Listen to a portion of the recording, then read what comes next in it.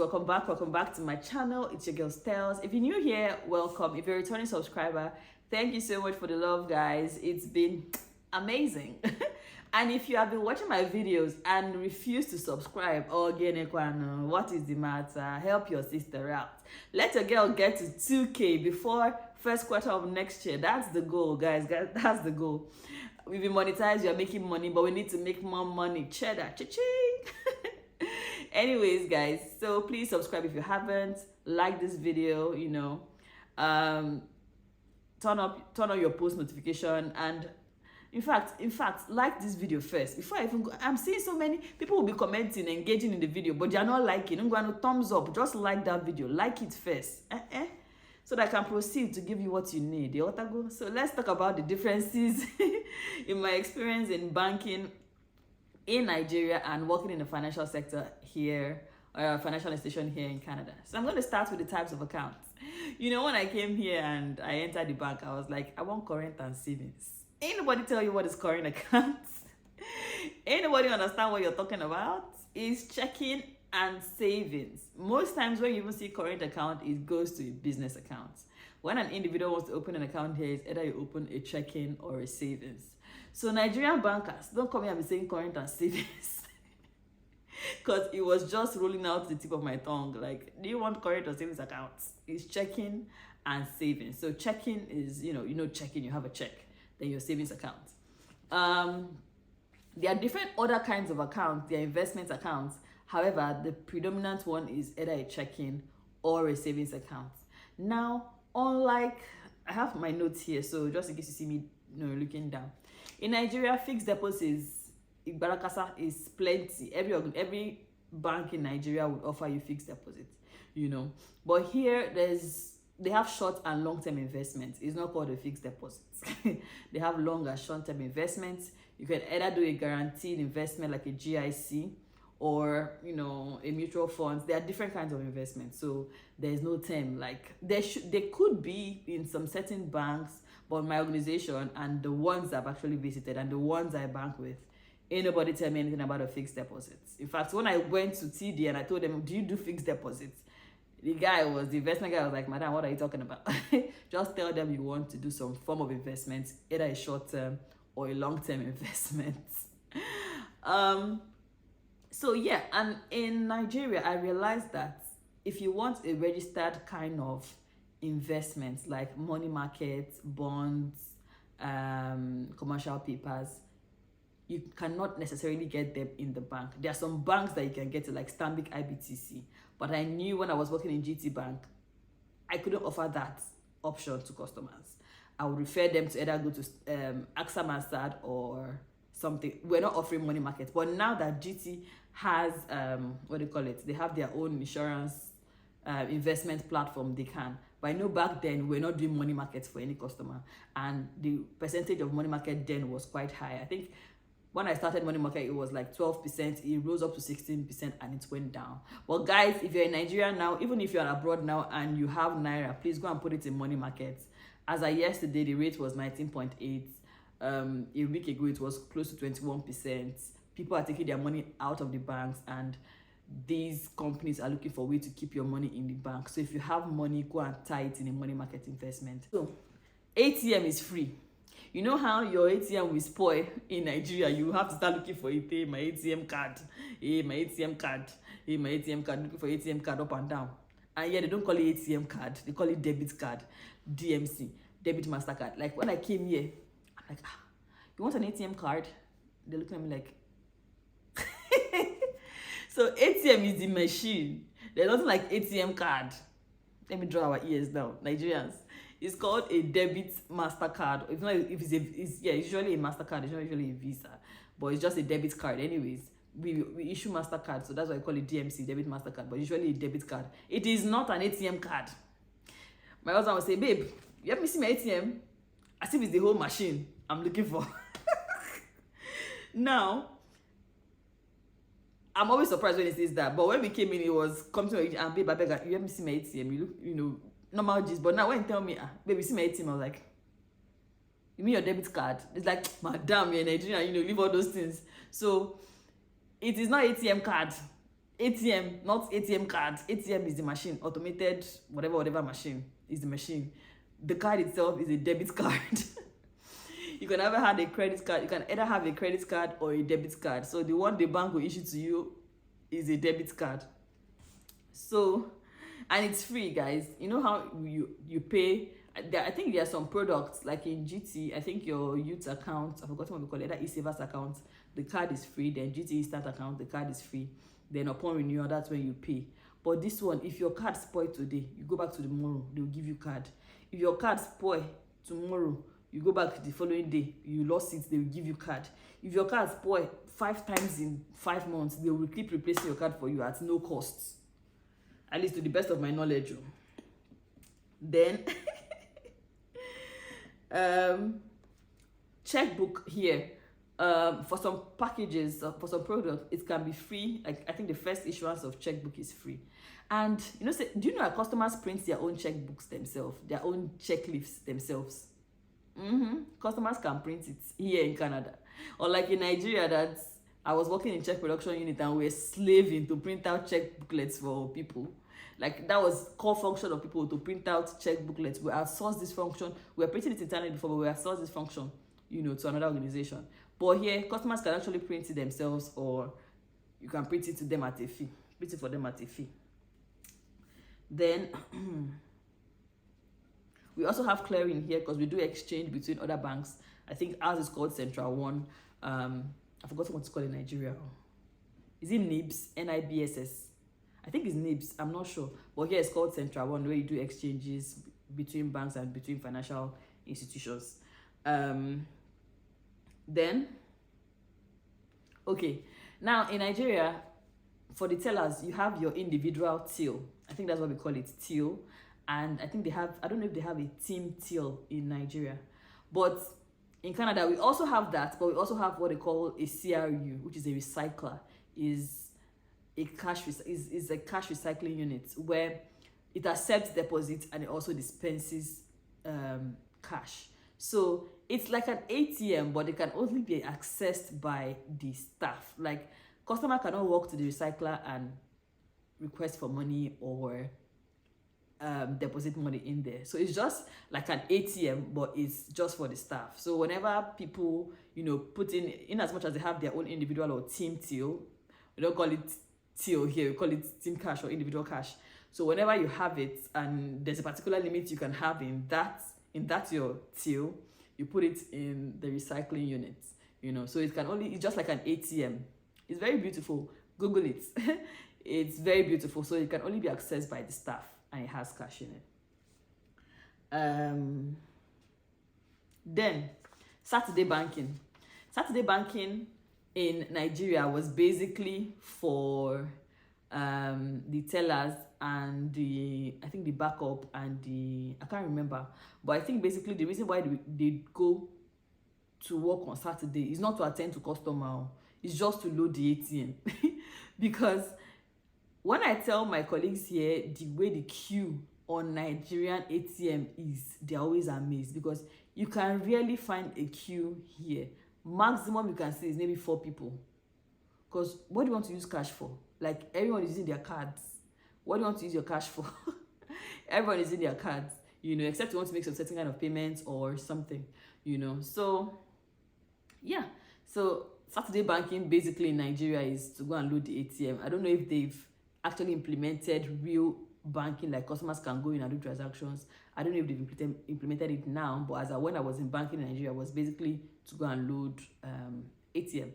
But here, Saturday banking is for everything, like all transactions, like owners, customers will go to the bank, like they used to go Monday to Friday, they go there on Saturday to do their transactions. And in Nigeria, you can be in your house, green, green, maybe customer at the ATM notice that the ATM has spoiled. The customer inform security will start calling you.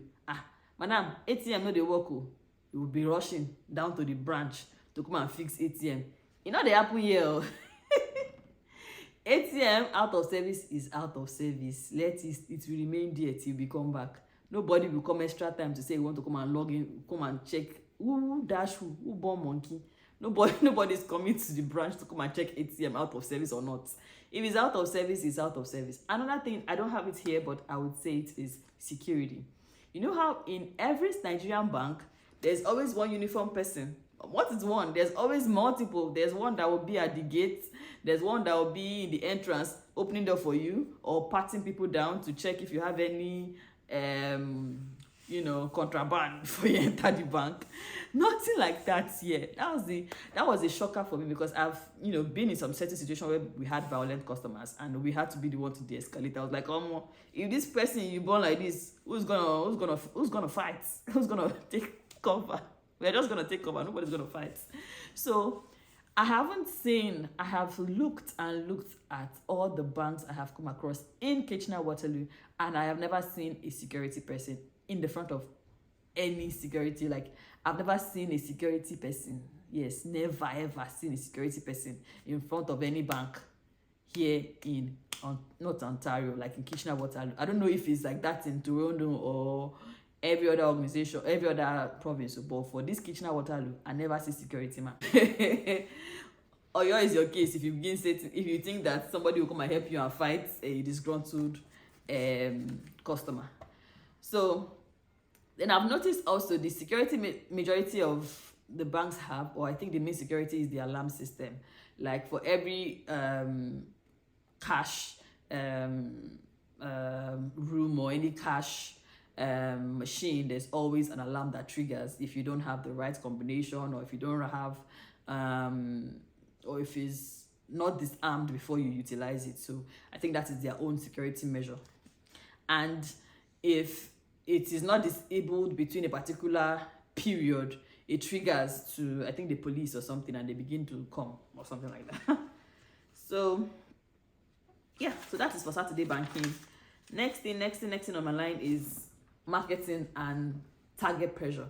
Now the pressure is the same. Like, your bosses want you to be high performers, your bosses want you to do well, so the pressure is the same. However, the target is realistic.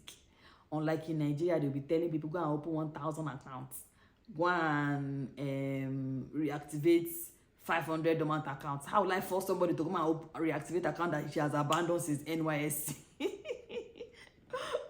Go and tell customers that are having overdrawn accounts to put money in their account. Go and force people to link their BVN. So many unrealistic targets. Oh my God, working in Nigeria. So these are many more are the things that we do as bankers in Nigeria. However, here the target is realistic. It's not as high as what I've experienced. I used to tell them, I said, you guys are faffing.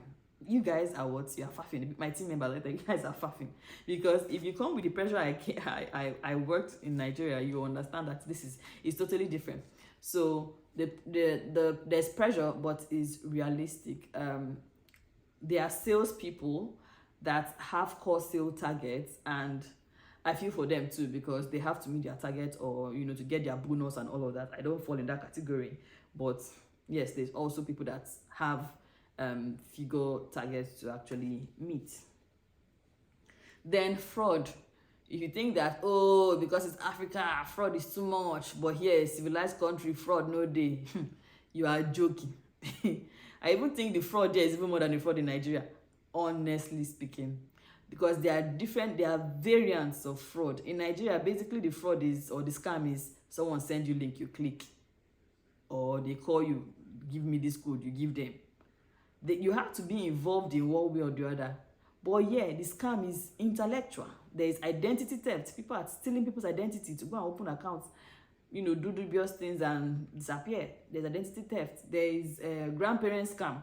You see some older people come into the bank and begin to say they want to withdraw a huge amount of cash, or you begin to ask questions to probe, and you realize that someone is telling them that their grandchild is sick somewhere, or their grandchild is in a situation whereby they need money and all of that. So that's grandparent scam. There's romance scam. It's abundant here because these people are looking for love. You see an elderly person, telling you that you should send a wire for an 18-year-old girl that is across, a different state or something like that. By the time you begin to probe and look into the person's history, you see that he has been sending that money, over a period of time, and probably him and that person have never seen each other before. So that's romance scam. So that one today. So that and many more. Even all those send link, people click link or something like that is also here as well. Then I want to talk about the processes briefly, because I can't go too much into details, but I just want to give you guys an insight, especially if you're a banker in Nigeria watching me and you're here in Canada, or you plan to come in here in Canada. You just need to understand some of these things because nobody told me. I wish I had people talking about these things so that if you want to venture into a particular career field, you get an insight into how it is done in Canada. That is why they say the Canadian experience is important. So I'm so glad I got this role in this organization. So even if I want to like venture into bigger organization or one of the top 5 banks, I can fit in properly because I know these things firsthand and I've experienced them firsthand. So cash management, cash movement. You know how in Nigeria, when there's a particular limit to how much you can have in the bank, and you say, okay, we've almost reached that limit. Let's move cash. It's usually between the operation staff. Let's move cash. You take your armored car, you and your backup, whatever. Carry the money in duffel bags and go and put it in CBN, the nearest CBN next to you. It's not like that here. In this situation, we don't go nowhere. We have a designated day where our own CBN comes to pick up the cash from us. So when I tell them in my company or in my organization that, this thing where we flex, where people they come pick the cash here, is different in Nigeria. Or you're the ones that will be on the move to go and drop the cash. And they were like, what? Isn't that dangerous? I'm like, yeah, it's dangerous. We have armored cars. So cash movement here in Canada is different. We don't go to drop cash, they come to pick up cash. Marketing here too is different. You know how in Nigeria where we used to we do door to door, we go market to market, we go to university to university. I went to like how many universities in the east, even secondary school to open kids accounts, door to door marketing, knocking at people's doors, soliciting accounts. If you go to Ikeja along, you see people with the branded t-shirts, holding account opening packages, suffering under the sun and all of that. It is not predominant here in Canada. Don't come and bring the ideology here. We don't do it. Basically account opening is usually, marketing here is usually referral based. Like you try and give good service to your existing customers and they spread the word for you, or you do a lot of PR, or you sponsor some events. You just ensure that you're visible, you're known. So it's not like you're going to go and knock. You can, attend certain university programs, sponsor certain, outreaches, let the people see you, and, you get new accounts from there, or you give your complimentary cards and people reach out to you afterwards. Nothing like door-to-door marketing. Ain't nobody doing that. The account opening system here is different. You know how in Nigeria you can walk into any bank and say you want to open an account? No. Here you have to book appointments to open the account. And I'll just give you a briefing into how the account opening works. Now, when you book an appointment, you want to open an account, you just need to come with your SIN and your ID card. I can't remember if I used the utility bill when I opened my TD, but in my current organization, we don't use utility, and I think most organizations don't use the utility bill. Just go with your ID card, a registered ID card, and your SIN. SIN is like BVN, your social insurance number. Now, you know how in Nigeria they will frustrate you to get passports. We don't do passport photography here. we don't do passport photography here. We don't do like your ID card now. They don't take a copy of your ID card. They just see the information on the ID card because of privacy reasons. People have actually said they don't want people taking copies of their ID cards for privacy reasons. So we respect that. So a lot of companies now, they don't take a copy of your ID card. They just look at the information on your ID card if it matches what you're saying, and they give you back your ID card. Shikena. Then form filling for account opening. You know how in Nigeria, especially in my former organization, they will give you one booklet to fill. You will fill it while the account officer is doing something else. It's not predominant here. Here they will ask you the question. It's more like a conversation. They want to know more about your financial well-being. So they ask you the questions. They're imputing it in the system. It's like a fillable form. Then in some organizations, they will print it out for you to look at. In some other organizations, they will just give you a signature card to sign and reconfirm your information with you, and that's it. You are not filling, they're not stressing you to fill 1,001 forms in Nigeria, just like Raise Nigeria. It's not done like that here. Then Lastly, I just want to talk about phone or email requests. In Nigeria, if you send your account officer email, they first of all do one thorough investigation to find out if it's you, except it's like a chain of email you guys have been conversing or communicating. I know that before they can treat email transactions in Nigeria, you have to fill indemnity form, one thing. If it's on the phone, they'll tell you, we can't do it over the phone, you have to come to the branch. But here, they honor such transactions because they really don't want you to come to the branch here. They want you to be able to do your transactions offline, as in online, without coming to the branch. So yes, you can do email requests. You can also make a phone call. And yeah. So with these few points of mine, have I been able to confuse you and not to confuse you? Basically, I just wanted you to have a clearer idea of what is obtainable in both countries, okay? Yeah. Thank you so much for tuning in with me. If you have questions, inquiries, put them in the chat. Send me an email. I like to respond to emails. My email is always in the description. Send me a request on Instagram. I'm also Stels Lucci on Instagram. I'm Stels Lucci on Facebook. I'm Stels Lucci on TikTok. See you in the next one. Thank you. Bye-bye.